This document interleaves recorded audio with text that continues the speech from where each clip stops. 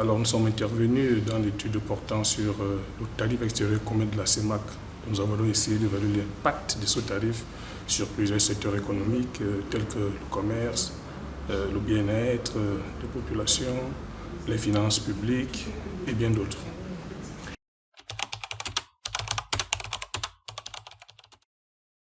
Le premier résultat auquel on parvient montre que la mise en place du tarif extérieur commun au sein des États de la CEEAC va conduire à une destruction du commerce vis-à-vis du reste du monde, mais à une création des échanges avec les pays de la communauté. Alors, le second résultat auquel nous parvenons, c'est la baisse de l'emploi, qui peut s'expliquer par le fait que l'arrivée ou l'avènement de ce tarif pourrait accroître le taux d'industrialisation qui aura tendance à détruire les emplois dans la communauté qui sont généralement spécialisés dans le secteur, on va dire, primaire. L'autre résultat, c'est que le TEC apportera, c'est un résultat important, la bonne tenue des finances publiques de manière globale,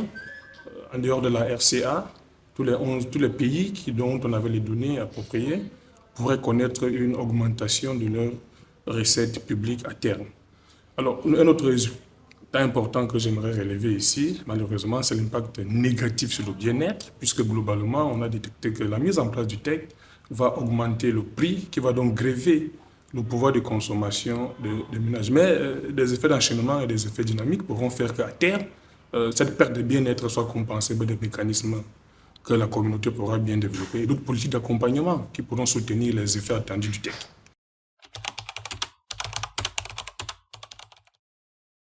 De toutes les façons, le TEC, c'est une réforme avec sa petite dose d'incertitude. Mais les études montrent que si au départ, il y a des chocs négatifs, à terme, ces chocs vont se transformer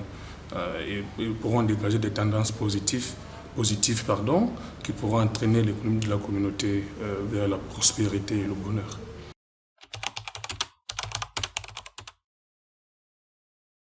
Bon, c'est vrai qu'une analyse dynamique doit être menée pour être précis par rapport à cette réponse, mais je crois que de l'expérience que nous avons,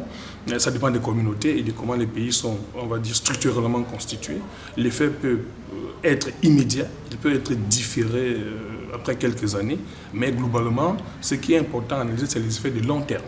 Nous savons quand même qu'à long terme, si on met en place le TEC dans la communauté, au regard de ce qui se voit dans les autres communautés, comme l'Union européenne, même la SADC au niveau de l'Afrique, nous avons espoir que ce TEC apportera des bénéfices et des gains de manière globale au sein de la communauté.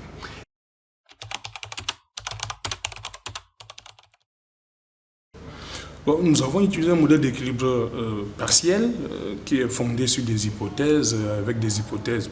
parfois rigides, et il a fallu quand même simuler un scénario ou des scénarios sur lesquels on s'est basé pour avoir des résultats. Alors, le modèle est calibré tel que les hypothèses et les variables qui doivent y être sont déjà prédéfinies. Mais les différences linguistiques, les différences culturelles et sociologiques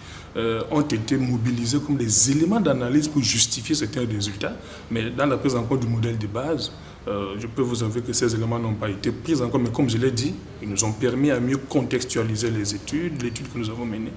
et à mieux documenter les résultats que nous avons obtenus.